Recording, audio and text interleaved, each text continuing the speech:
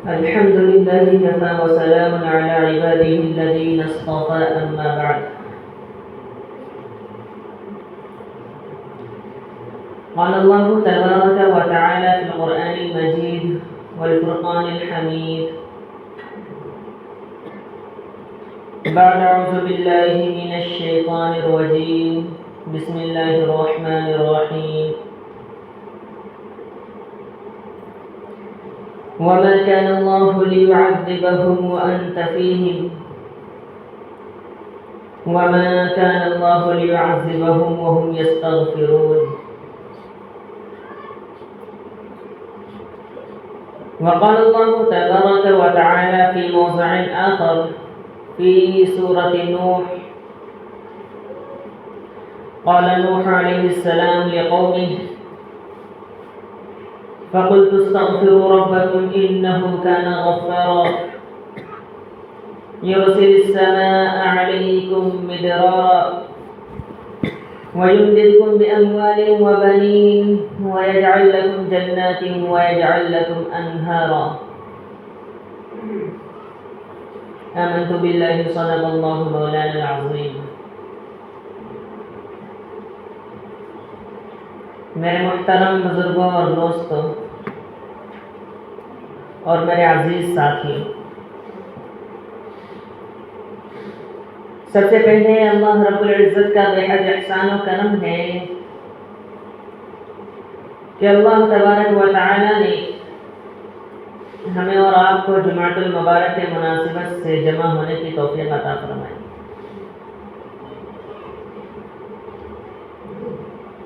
میرے دوستو، اگر ہم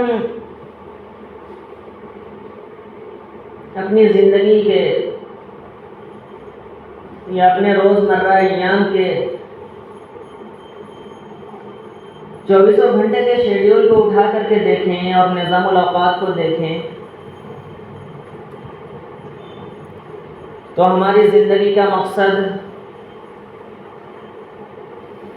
ہمارا جینے کا مشغلہ صرف اور صرف ایک ہی پہیے اور چکے میں گھومتا رہتا ہے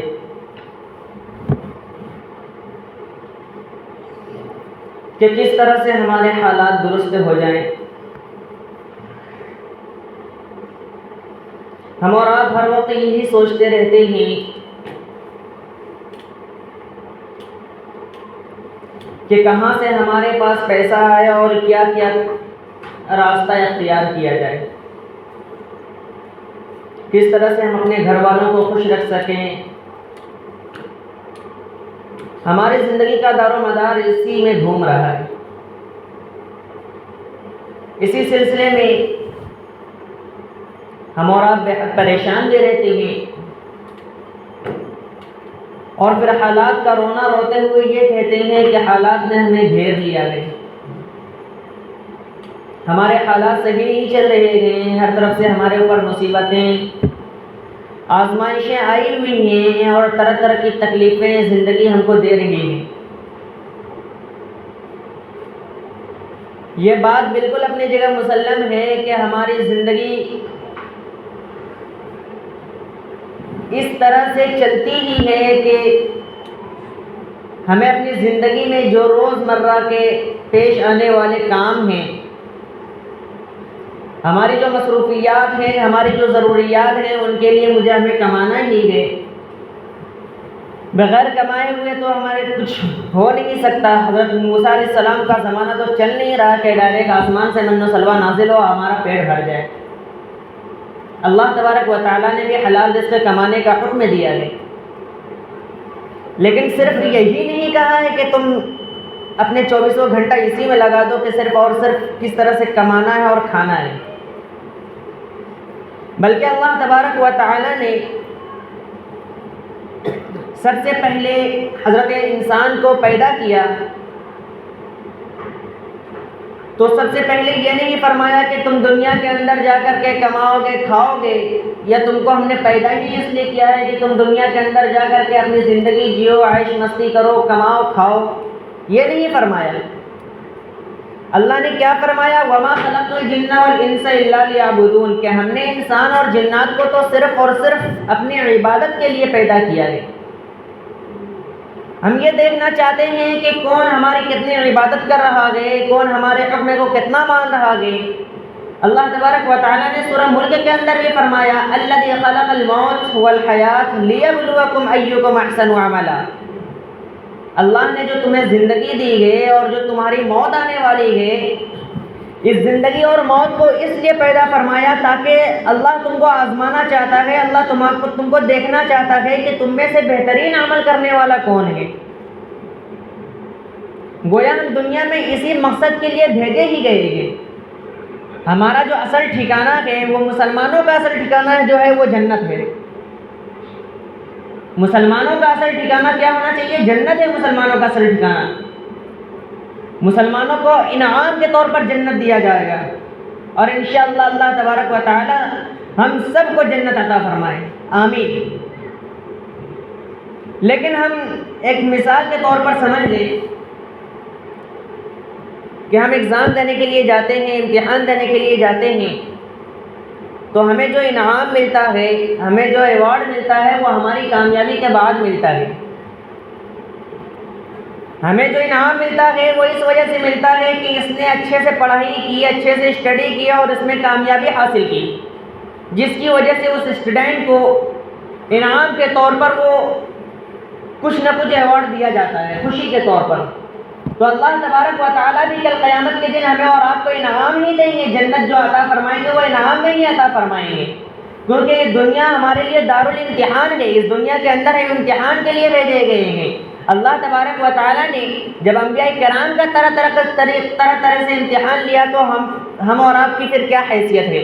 اللہ تبارک و تعالیٰ نے انبیاء کرام کا بڑے سے بڑا امتحان لیا، ہم اور آپ اس امتحان کا تصور نہیں کر سکتے، اس امتحان کے بارے میں ہم اور آپ سوچ نہیں سکتے۔ ہمارے پاس آج چھوٹی سی مصیبتیں آتی ہیں، چھوٹی سی آزمائشیں آتی ہیں، یا ہمارے روزگار یا ہمارے حالات تھوڑے سے خراب ہوتے ہیں، ڈائریکٹ ہم سمجھ لیتے ہیں کہ ہم حالات سے دوچار ہو گئے ہیں، یا ڈائریکٹ سب سے پہلے جہاں جانا چاہیے سب سے پہلے اسی جگہ کو ہمارا بھول جاتے ہیں۔ ہماری زندگی کا جو مقصد ہے اور جو ہم جس مقصد کے لیے جی رہے ہیں وہ یہی مقصد ہے نا کہ ہم اور آپ کس طرح سے پیسہ کمائیں، کھائیں، کس طرح سے عیاشی کریں۔ پیسہ کمانا صحیح بات ہے، لیکن اس کے لیے سب سے پہلے اللہ تبارک و تعالیٰ نے جو حکم دیا ہے، ہمارا جو اصل بھیجنے کا مقصد جو ہے اس کو ہم اور آپ اپنے ذہن میں رکھیں، اور اس کے ساتھ ساتھ اپنے دنیا کو لے کر چلیں گے تو ہمارا دین بھی کامیاب ہوگا، ہماری دنیا بھی کامیاب ہوگی، ہماری دنیا بھی بنے گی، ہماری آخرت بھی بنے گی۔ اور صرف یہی نہیں، اگر ہم اللہ کے بتائے ہوئے حکموں کے مطابق چلیں گے، اللہ نے جو راستہ ہمیں اختیار کرنے کا حکم دیا ہے اس پر چلیں گے، تو ہمیں اور آپ کو پھر رزق کا ٹینشن بھی نہیں ہوگا، یہ مسئلہ بھی نہیں ہوگا کہ ہم کہاں سے کمائیں یا ہمارے پاس رزق کہاں سے آ سکتا ہے۔ جو اللہ اتنی بڑی دنیا بنا سکتا ہے، اتنی خوبصورت دنیا بنا سکتا ہے، دنیا کے اندر طرح طرح کے اشیاء اور طرح طرح کے آرام دہ سامان مہیا کر سکتا ہے، تو کیا وہ اللہ ہمیں ایک وقت کا رزق نہیں دے سکتا؟ ہمیں تو رزق اللہ ہی دے رہے ہیں نا، اس میں تو کسی مسلمان کو کوئی شک و شبہ نہیں۔ ہاں، ذریعہ یہ ہے کہ ہم کام کرتے ہیں تو اللہ رب العزت رزق دیتے ہیں، لیکن اللہ تبارک و تعالیٰ نے جو حکم دیا ہے اگر ہم اس کے مطابق چلیں گے تو ہمارے پاس رزق ایسے ایسے ذرائع سے آئیں گے کہ ہم اور آپ اس کا تصور نہیں کر سکتے۔ اللہ نے قرآن میں 28ویں پارے میں فرمایا وَمَن يَتَّقِ اللَّهَ يَجْعَل لَّهُ مَخْرَجًا وَيَرْزُقْهُ مِنْ حَيْثُ لَا يَحْتَسِبُ، جو اللہ کے بتائے ہوئے راستے پر چلتا ہے، اللہ سے ڈرتا ہے، اللہ کے احکام کو پورا کرتا ہے، پھر اس کو اللہ رب العزت ایسی جگہ سے رزق دیتے ہیں جہاں سے وہ بندہ گمان بھی نہیں کر سکتا۔ شرط یہ ہے کہ پہلے ہم اللہ کے ہو جائیں، شرط یہ ہے کہ پہلے ہم اور آپ اللہ اور اس کے رسول کے احکام کے مطابق چلنے والے بن جائیں، پھر ہماری دنیا بھی کامیاب ہوگی، ہماری آخرت بھی کامیاب ہوگی۔ آج ہم اور آپ نظر اٹھا کر کے دیکھیں پوری دنیا کے اندر، پورے ہندوستان کے اندر، تو کسی بھی شعبے میں یا کسی بھی فیلڈ میں سب سے پیچھے اور سب سے پسماندہ جو قوم نظر آتی ہے وہ مسلمان ہی ہے۔ سب سے نچلے شعبے میں آج کل مسلمانوں کی گنتی ہوتا ہے، کیا وجہ ہے کہ ایک دور میں اللہ رب العزت نے مسلمانوں کو سب سے زیادہ اغلب اور سب سے زیادہ سپر پاور بنا دیا تھا. اتنا زیادہ سپر پاور بنایا تھا کہ قیصر و کسریٰ جو اس وقت پوری دنیا کے اندر اپنی حکومت کے ڈنکے منوایا کرتا تھا، اللہ رب العزت نے صحابہ کرام کے مٹھی بھر جماعت کے ذریعے سے ان کو خاک میں ملا دیا.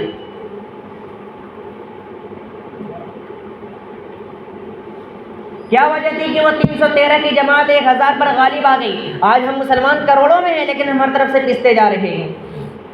اللہ رب العزت نے قرآن میں اعلان فرمایا وَأَنْتُمُ الْأَعْلَوْنَ وَأَنْتُمُ الْأَعْلَوْنَ، مسلمانوں کے بارے میں فرما رہے ہیں تم ہی سربلند رہو گے، تم ہی غالب رہو گے، تمہاری حکومت پوری دنیا پر رہے گی. شرط کیا ہے؟ ان کنتم مومنین.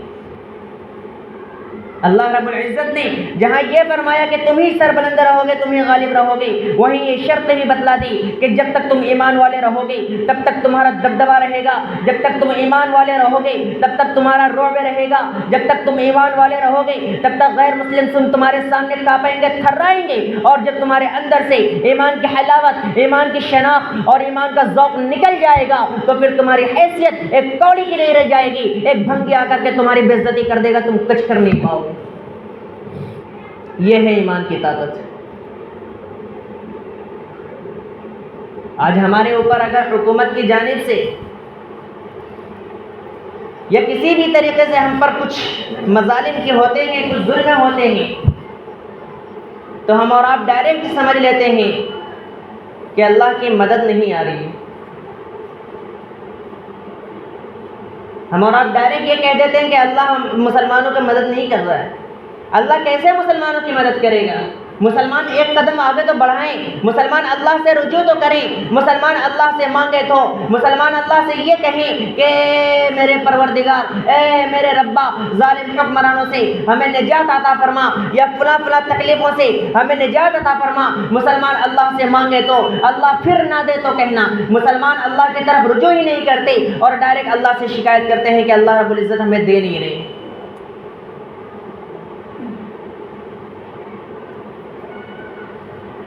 اللہ رب العزت نے جب حضور صلی اللہ علیہ وسلم کے سانحہ ارتحال اور وفات کا ارادہ کیا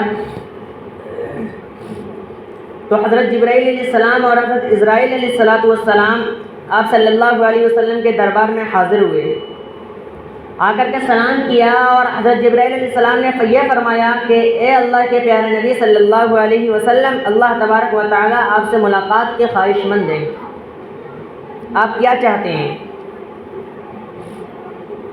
حضور صلی اللہ علیہ وسلم نے یہ نہیں فرمایا کہ مجھے دنیا میں اور جینا ہے، یہ نہیں فرمایا کہ مجھے دنیا میں اور رہنا ہے. اس وقت نزع کی حالت میں اور موت کے وقت بھی اللہ کے پیارے رسول صلی اللہ علیہ وسلم کے اللہ کے پیارے رسول صلی اللہ علیہ وسلم کا امت سے محبت کو دیکھیے کہ موت کا وقت ہے، وفات کا وقت ہے، اور اللہ کے پیارے نبی صلی اللہ علیہ وسلم حضرت جبرائیل علیہ السلام سے کہہ رہے ہیں کہ جاؤ اللہ رب العزت کے پاس اور جا کر کے کہو کہ میرے بعد میری امت کا کیا ہوگا. سبحان اللہ. اللہ کے پیارے نبی صلی اللہ علیہ وسلم نے کیا فرمایا کہ جاؤ اللہ رب العزت کے پاس اور اللہ رب العزت سے پوچھو کہ میرے بعد میری امت کا کیا حال ہوگا. حضرت جبرائیل علیہ السلام اللہ رب العزت کے دربار میں حاضر ہوئے اور جا کر کے حضور صلی اللہ علیہ وسلم کی کہی ہوئی بات کہیں. اللہ رب العزت نے فرمایا کہ اے محمد عربی صلی اللہ علیہ وسلم، اللہ رب العزت آپ کی امت کو یک بارگی ہلاک نہیں کریں گے، ایک بار میں یعنی قیامت تک ہلاک نہیں کریں گے. ایسا نہیں ہے کہ پہلے جس طرح قوموں کی ایک چھوٹی چھوٹی غلطیوں کی بنیاد پر پوری قوم کو ہلاک کر دیا جاتا تھا، اللہ رب العزت ایک بار میں آپ کے قوم کو نہیں مٹائیں گے. تب جا کر حضور صلی اللہ علیہ وسلم نے روح پرواز کرنے کی اجازت دی. ذرا سوچئے حضور صلی اللہ علیہ وسلم اس وقت اگر یہ امت کا تذکرہ نہ کرتے اور امت کے بارے میں نہ سوچتے تو پھر ہمارا اس دنیا میں کوئی وجود ہی نہیں ہوتا، ہم اس دنیا میں ہوتے ہی نہیں. کیوں نہیں ہوتے؟ کیونکہ اللہ رب العزت نے پچھلی امتوں کو جن برائیوں کی وجہ سے جن جن خرابیوں کی وجہ سے ہلاک کیا تھا، وہ تمام کی تمام برائیاں یک بارگی امت محمدیہ میں پائی جا رہی ہیں۔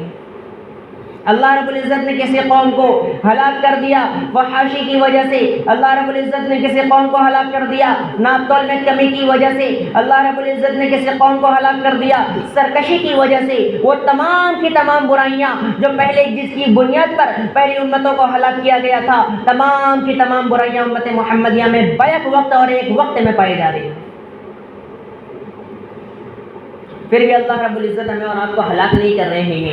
اللہ رب العزت نے قرآن میں فرمایا وَمَا كَانَ اللَّهُ لِيُعَذِّبَهُمْ وَأَنْتَ فِيهِمْ، کہ اللہ تبارک و تعالی کسی بھی قوم کو اس وقت تک ہلاک نہیں کرتے جب تک کہ ان کے درمیان کوئی نبی موجود ہو، جب تک ان کے درمیان کوئی اللہ کا ولی موجود ہو، جب تک کوئی ان کے درمیان کسی اللہ کا خلیل موجود ہو، اللہ کا بھیجا ہوا پیغمبر موجود ہو، اللہ تبارک و تعالی اس وقت تک کسی قوم کو ہلاک نہیں کرتے۔ وَمَا كَانَ اللَّهُ لِيُعَذِّبَهُمْ وَهُمْ يَسْتَغْفِرُونَ، اور اللہ رب العزت اس وقت تک بھی کسی قوم کو ہلاک نہیں کرتے جب تک کہ اس قوم کے اندر اللہ کو ماننے والے ہو، جب تک اس قوم کے اندر اللہ کو یاد کرنے والے ہو، جب تک اس قوم کے اندر اپنے غلطیوں سے توبہ کرنے والے ہو، جب تک اس قوم کے اندر اپنی غلطیوں کا بار بار استغفار کرنے والے ہوں اور یہ کہنے والے ہوں کہ اے اللہ مجھ سے یہ غلطی ہو گئی، مجھے معاف فرما دیجئے، اے اللہ میں نے فلاں گناہ کیا ہے مجھے معاف کر دیجئے۔ جب تک کسی قوم کے اندر استغفار کرنے والے موجود ہوں گے اس وقت تک اللہ رب العزت بھی کسی قوم کو ہلاک نہیں کرتے ہیں۔ لیکن یہ بات نہیں ہے، حضور صلی اللہ علیہ وسلم نے جو حضرت جبرائیل علیہ السلام سے دریافت کیا اور اللہ رب العزت نے جو جواب دیا وہ جواب یہ تھا کہ ایک بار میں پوری امت کو ہلاک نہیں کریں گے۔ لیکن ایسا بھی نہیں ہے کہ اللہ رب العزت چھوٹے موٹے آزمائش اور چھوٹے موٹے حالات امت محمدیہ پر نہیں بھیجیں گے، یا کہہ دیجئے کہ اللہ رب العزت بڑے عذاب سے پہلے چھوٹے عذاب امت محمدیہ پر نہیں بھیجیں گے، اس کی کوئی گارنٹی نہیں ہے، کیونکہ حضور صلی اللہ علیہ وسلم کی ایک حدیث خود اس بات پر دلالت کرتی ہے۔ حضرت عبداللہ بن عمر رضی اللہ تعالی عنہما فرماتے ہیں کہ نبی کریم صلی اللہ علیہ وسلم ایک مرتبہ ہمارے درمیان متوجہ ہوئے اور فرمایا کہ جب تمہارے درمیان 5 چیزیں موجود ہوں گی اور میں پناہ چاہتا ہوں کہ وہ 5 چیزیں تمہارے اندر موجود ہوں تو طرح طرح کی برائیاں اور تو طرح طرح سے مصائب و آلام اور تمہارے درمیان سے بارشیں روک دی جائیں گی۔ وہ کون سی 5 برائیاں؟ پہلی برائی جس کے بارے میں اللہ کے نبی صلی اللہ علیہ وسلم نے فرمایا کہ جس قوم کے اندر فحاشی، کھلم کھلا زناکاری، کھلم کھلا بدکاری اور بالکل عام ہو جائے اور بالکل کھلے عام ہونے لگے، اللہ رب العزت اس قوم کے اندر ایسی ایسی بیماری پیدا کر دیتے ہیں، طاعون کی بیماری پیدا کر دیتے ہیں جس کا اندازہ پہلی امتوں کو نہیں تھا، جو پہلی امتوں کے اندر وہ جو بیماری پہلی امتوں کے اندر نہیں تھی یا جن کا ان کو اندازہ نہیں تھا، ایسی ایسی بیماریاں اللہ رب العزت پیدا فرما دیتے ہیں۔ ایک ایگزامپل کے طور پر کہہ لیں، گارنٹی تو نہیں ہے کہ وہی وجہ ہو لیکن کہا جا سکتا ہے طاعون کی جو بیماری ہوتی ہے نا، وہ ایسی بیماری ہوتی ہے کہ اگر کسی کو وہ بیماری ہو جائے تو دوسروں کے درمیان اگر وہ دوسرے انسان اس کے قریب ہو تو دوسروں کو وہ بیماری لگتی ہے، اور جتنے لوگ قریب ہوں گے تمام کے تمام لوگوں کو وہ برائی پھیلتی جائے گی۔ یہ طاعون کی بیماری ہے۔ ابھی کچھ سال پہلے ہی لاک ڈاؤن اور کورونا کا زمانہ آیا تھا۔ کورونا جس کے بارے میں کہا جاتا ہے کہ اگر ہم سوشل ڈسٹینسنگ بنا کر کے نہیں رکھیں گے، لوگوں سے دوری بنا کر کے نہیں رکھیں گے تو وہ بیماری ہمارے درمیان پھیلے گی۔ یہ کورونا کی بیماری تو ایسی تھی کہ لوگ علاج و معالجہ کر کے ٹھیک ہو جاتے تھے، لیکن طاعون کی بیماری میں عام طور پر موت ہی ہوتی ہے۔ تو اللہ رب العزت ایک چھوٹی سی جھلک دکھلانا چاہتے ہیں کہ اگر تم نہیں سدھرے تو یاد رکھیں اللہ رب العزت تمہارے درمیان وہ بیماری پھر سے پیدا کر سکتے ہیں۔ کیا وجہ ہے؟ کھلم کھلا فحاشی، کھلم کھلا زناکاری اور بدکاری، کھلم کھلا اللہ کے نافرمانی کرنا۔ آج فحاشی کا جو سب سے بڑا ذریعہ ہے وہ ہم اور آپ اپنے جیب میں لے کر کے گھومتے ہیں۔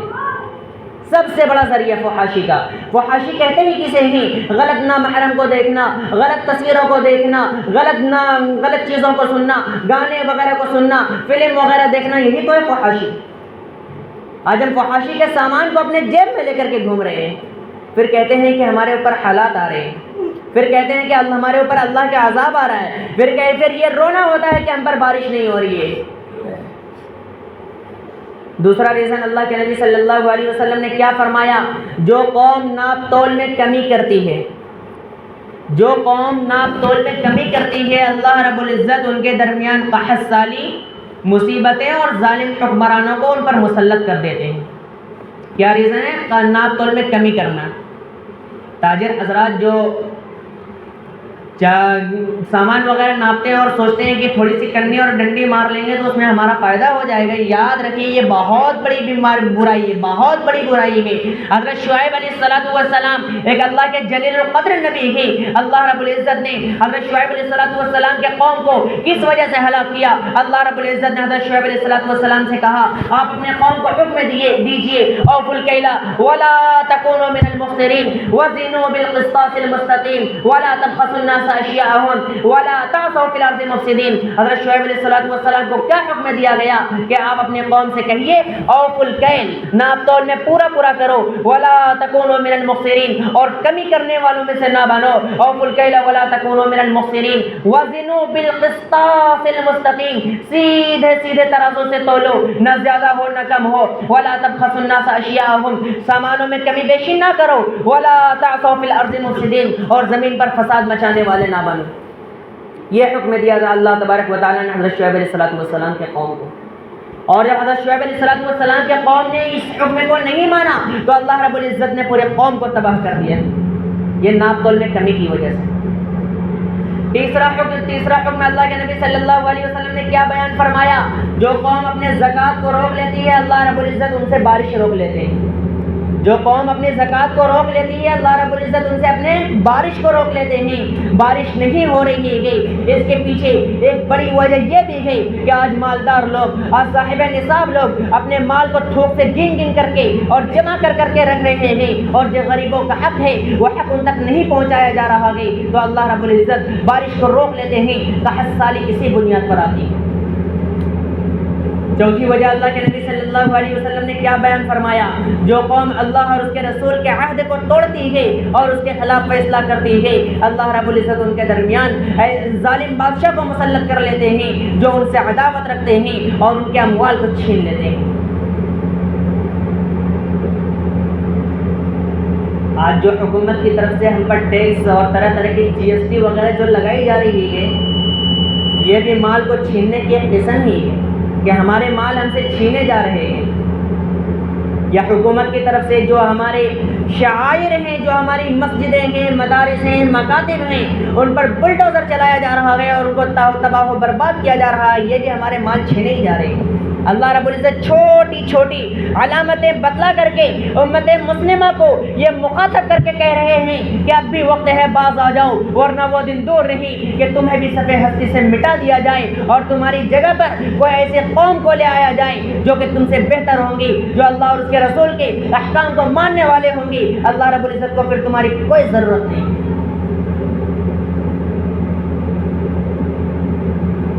آج ہمیں اور آپ کو ایک شکایت یہ بھی ہے کہ گرمی بہت ہے، بارش نہیں ہو رہی،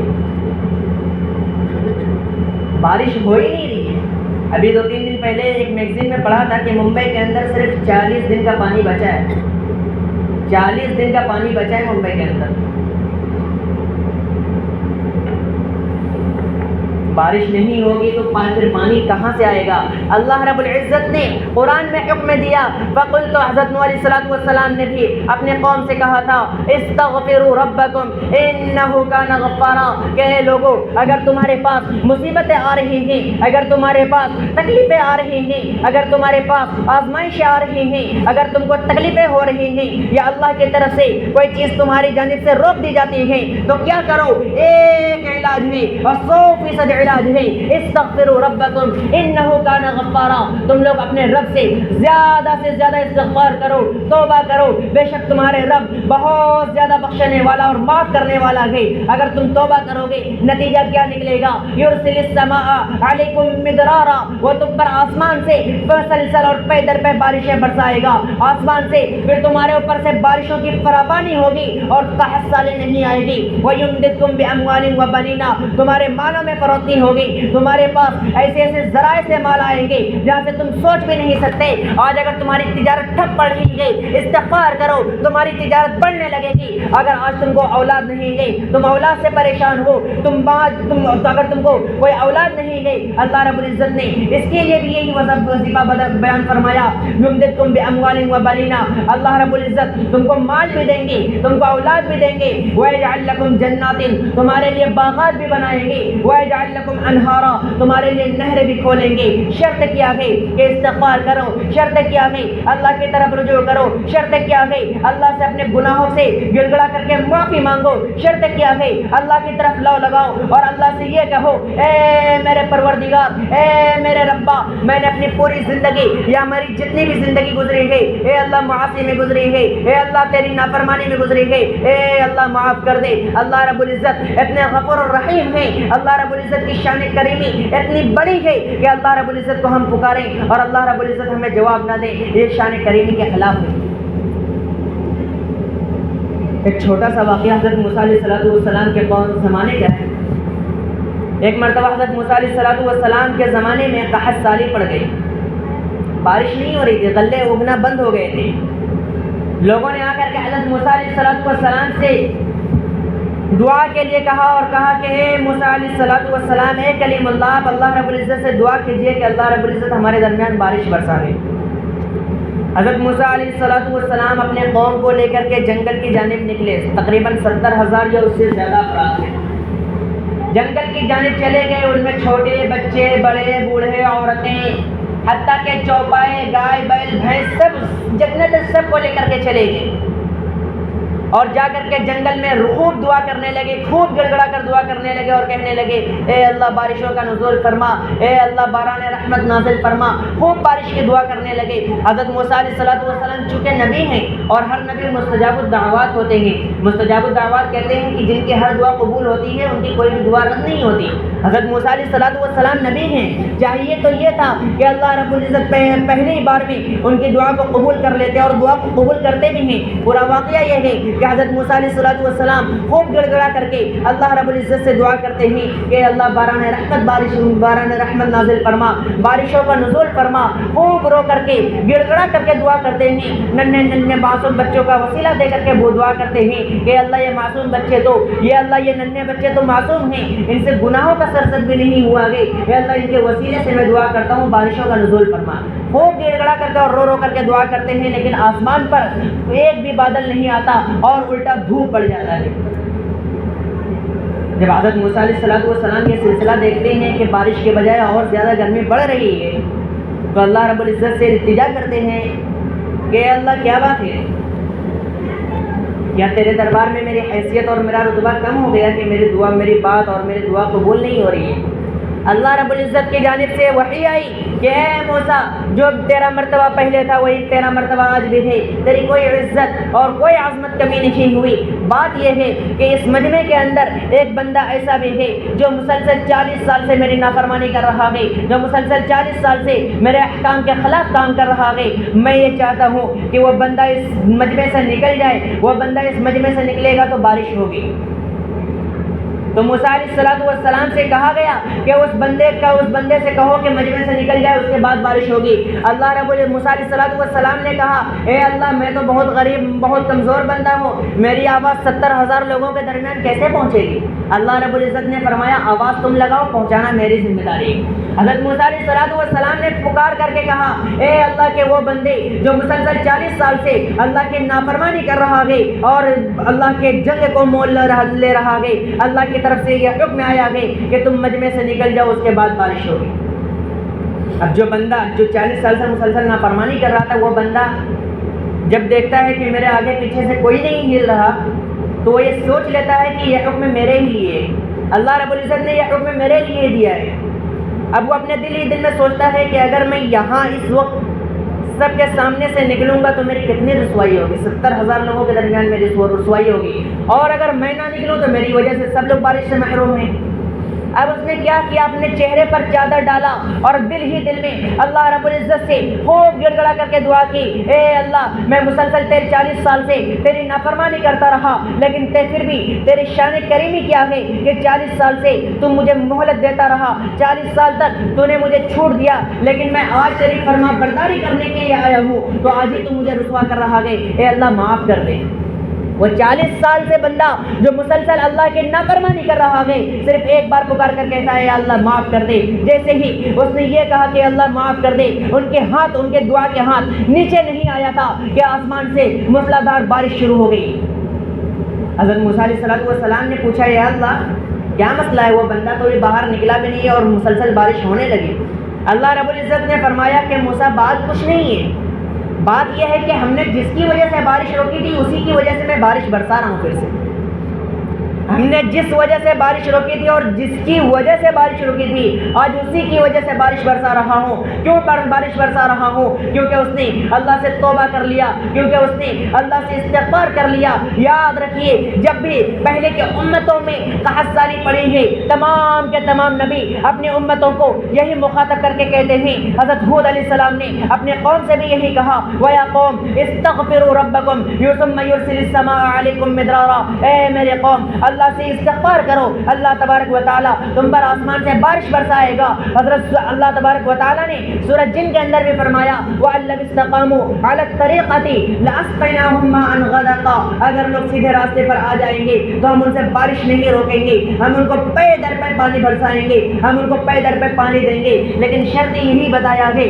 کہ جب تک لوگ استغفار کرتے رہیں گے, جب تک لوگ اللہ کی طرف رجوع کرتے رہیں گے, جب تک لوگ اپنی پریشانی کا تذکرہ غیروں کے سامنے نہیں, مالداروں کے سامنے رونے اور گڑ گڑانے کے لیے نہیں, بلکہ اللہ کے سامنے جب تک لوگ اپنی پریشانی کا تذکرہ کرتے رہیں گے, جب تک لوگ اللہ سے مانگتے رہیں گے, جب تک لوگوں کا مطمع نظر اور پہلا ذہن اللہ کی طرف رہے گا, اور سجدے میں جب تک لوگوں کا آنسو گرتا رہے گا, اس وقت تک اللہ رب العزت ان کے درمیان سے ذلت کو ہٹا دیں گے. ان کے پاس کوئی رسوائی نہیں آئے گی, ان کے پاس کوئی ذلت نہیں آئے گی, ان کے پاس حکومت کی طرف سے کوئی دباؤ نہیں ہوگا, ان کے پاس کوئی آزمائش نہیں ہوگی, ان کے پاس کوئی پریشانی نہیں ہوگی. لیکن شرط پھر بھی وہی بیان فرمایا, استغفار کیا جائے زیادہ سے زیادہ, استغفر اللہ ربی من کل ذنب واتوب الیہ, اس کا ورود کیا جائے. آج ہمارے پاس جو بارش نہیں ہو رہی ہے, شرط یہی ہے کہ ہم اور آپ کثرت سے استغفار کریں. ہر گھڑی اٹھتے بیٹھتے چلتے پھرتے ہماری زبان پر صرف یہی ورود ہو,